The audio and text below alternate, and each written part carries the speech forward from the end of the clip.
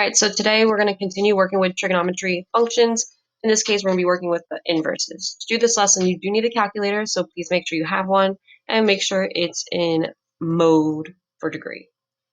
When we solve for equations, we use inverses to undo our operations. So let's look at some operations that we already know. We know addition, multiplication, and exponents. And to be able to undo those operations, what is the inverse? So when I'm thinking about addition, I know that my inverse is subtraction. Multiplication is division. And exponents is roots, like x squared and taking the square root. They cancel out each other to leave you with your variable. Does sine have an inverse? Yes, it does, and it is written sine to the negative first power. Take a moment to make sure you can identify where that is on your calculator. If you're using the Desmos calculator, you're going to have to press the function button, FUN, to make sure you can see these trig functions. All right, so now what is the inverse of cosine? That would be cos, the negative first power, and tangent, that inverse would be tan to the negative first power. Those are our three functions that we're going to be focusing on and using in our calculator. All right, so now to apply them, we're going to see what this looks like. So the very first one, we are going to find the missing degree, and it wants us to round to the nearest whole degree. So sine of x equals 0.5. What is x that we want to get by itself? To do that, we're going to have to take the inverse. So I'm going to take the inverse of both sides. So sine -1 of sine of x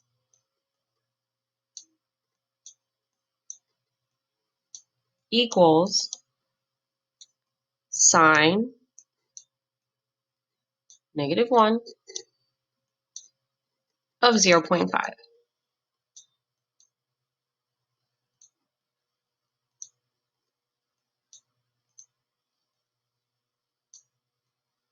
All right, so what does this do?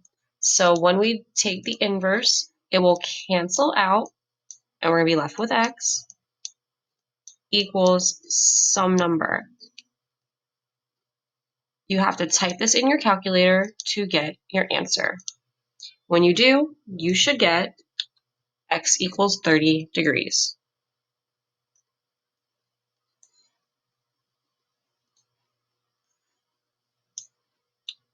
All right, let's look at number 2. So number 2, we're going to do the same thing. We are going to apply the inverse function. So here I have cosine of -1 times cosine of x equals cosine -1 times 0.5.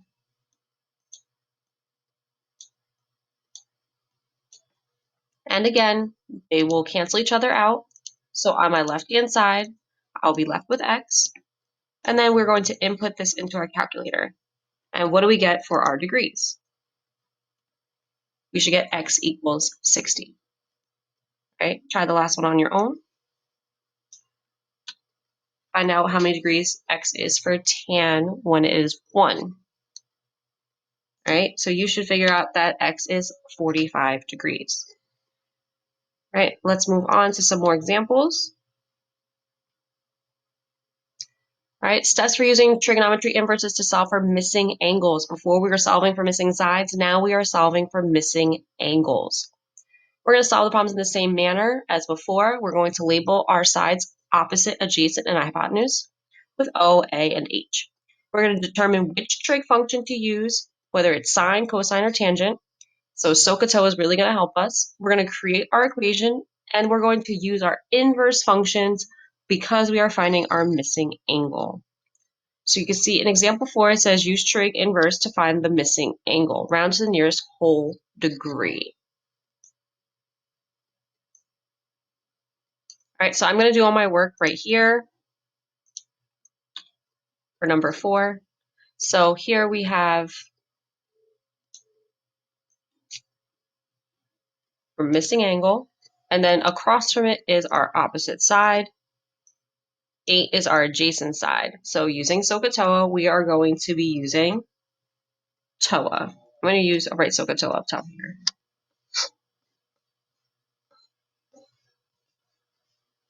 All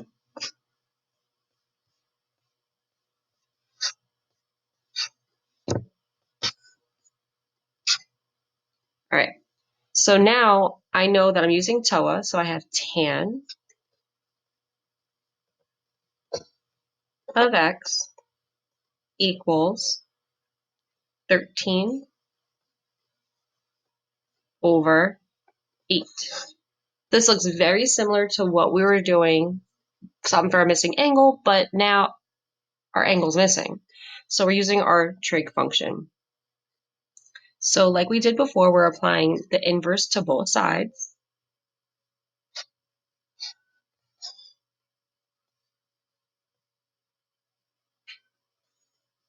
Okay, so I'm multiplying it to this side and this side too.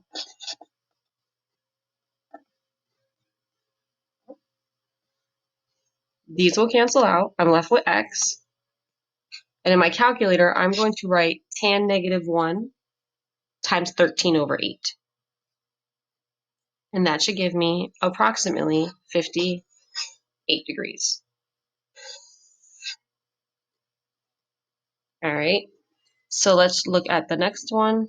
So let's clear this out.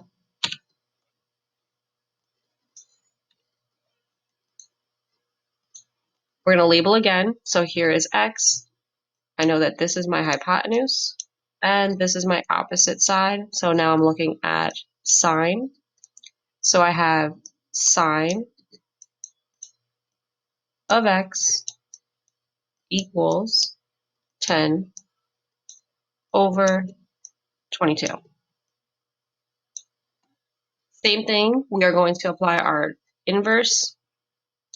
So I have sine -1 times sine of x equals sine -1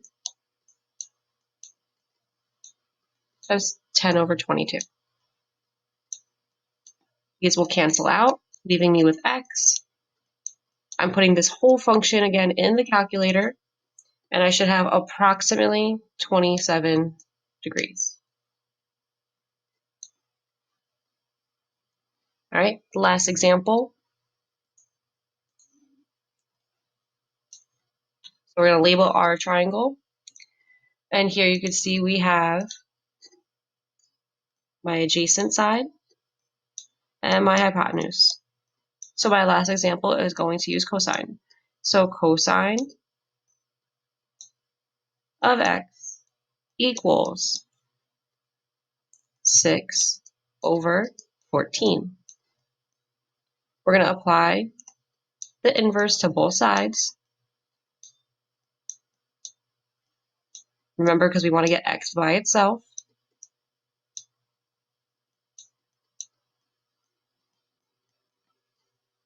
Squeeze in there.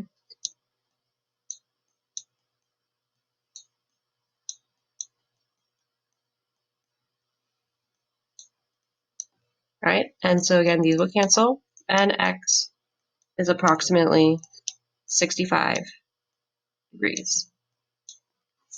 Right? So you're going to try more practice using these same techniques in addition to word problems, or as we call it, trig application problems. So they could actually ask you now for the missing angle instead of the missing side. Right? Good luck.